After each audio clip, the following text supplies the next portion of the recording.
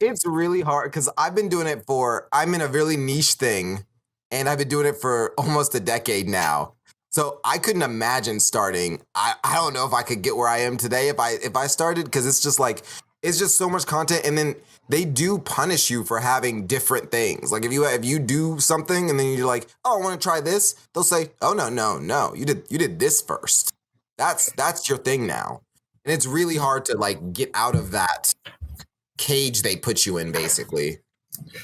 Yeah, I've heard other content creators like really complain that like, you know, they've tried to like do a pivot to a new style or format of comedy, and the YouTube algorithm just like really reprimands them for that and really like punishes them for trying to make that change. I think like a lot of what I've like researched in like the quote unquote YouTube algorithm kind of boils down to like, are you keeping people engaged on the platform longer? And I think if you make changes like that, your viewers tend to drop off more because it's not what they're accustomed to. People are spending less time on your videos while you try to figure out what works. Either that or something along the lines of like, hey, you're changing niche. We don't quite know who to give this to. I don't know. It's interesting.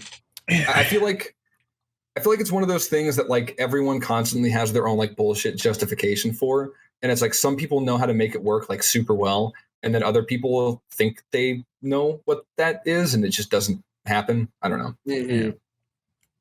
Yeah. I was just going to say, YouTube is very. The thing is about that's different with like something like Twitch is that Twitch has like a glass ceiling, right? Where it's like, is it glass ceiling? Is that the term? Where you kind of hit a point, like I think it's like people say it's like 500 to 1,000 viewers that you just can't get past. Like it's nearly impossible to get past unless you do some crazy shit. I feel like YouTube has a glass floor. You know what I mean? Like you can't get anywhere without doing something crazy or different because YouTube's so large. It's so saturated. Everybody's done everything you've done. So it's.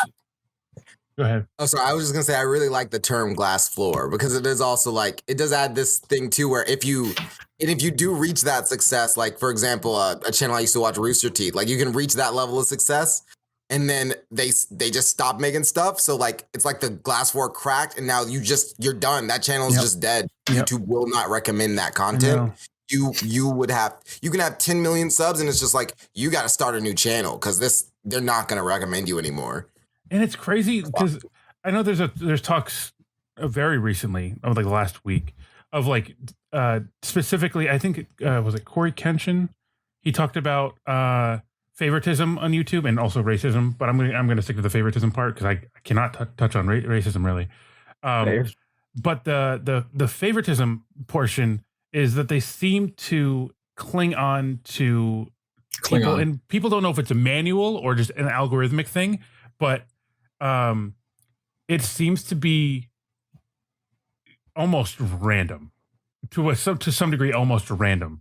Where they'll be very okay with this creator or this type of content that is just as offensive or just as what's the word I'm looking for, like provocative as some other form of content. It is equal in forms of like social acceptability, but it'll just not go anywhere. And I mean, I think that there have been a billion people, especially through COVID, who have done a online Discord podcast. I know we're not the first ones to do it. No. This shit's unique. This is number one.